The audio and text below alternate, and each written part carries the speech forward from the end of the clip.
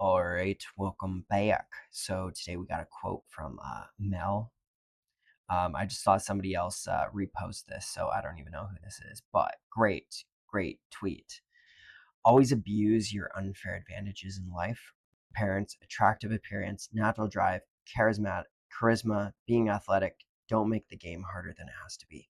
And when I read this, I really hear like lean into your strengths. So whatever you got going for you, lean into that and really take advantage. Don't make it harder than it has to be. So for me, um, one of my unfair advantages is that I'm targeting plumbing companies for as my niche. And one of my unfair advantages is that I worked as a plumber for 2 years as an apprentice.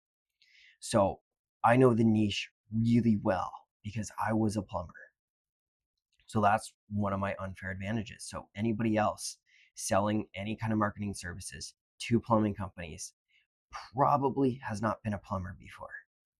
So that's an advantage I have. Another one is like I'm starting this agency from scratch, from zero, but with a previous web design agency I ran. Um, I got it up to 5K a month, which isn't that much, and I was able to sustain that for a good while. But this isn't the first time I've gotten clients. This isn't the first time I've hopped on sales calls. This isn't the first time I've fulfilled for clients. So that's an advantage I have over somebody who's just starting for the very first time. And there's others, but those are two that come to mind. And definitely lean into your advantages, lean into your edge, and 100% don't make the game harder than it has to be. That's the agency tip of the day. This is the agency Speedrun 0 to 1 million, and we're gonna go over YouTube comment Q&A.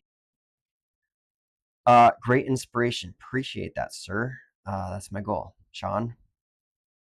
Theo, what you can do. Oh yeah, so this is in relation to missing cold calling targets and whatnot, which I'm going to go over more in depth tomorrow. And just kind of, I have some thoughts of how I'm going to kind of rework my targets and whatnot.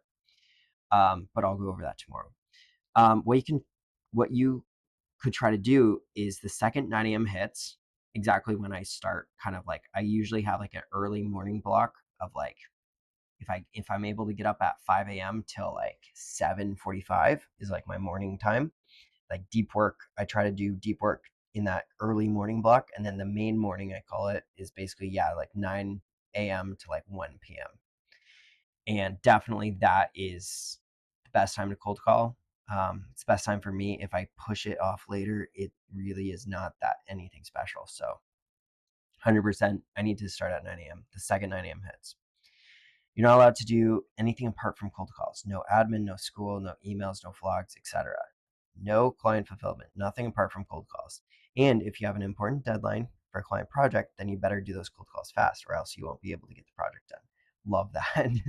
That's a really good point. I heard this from Hermosi and thought I'd share. I hope it helps. 100% great advice, and definitely going to be implementing this next week. So thanks, Theo. Really appreciate that.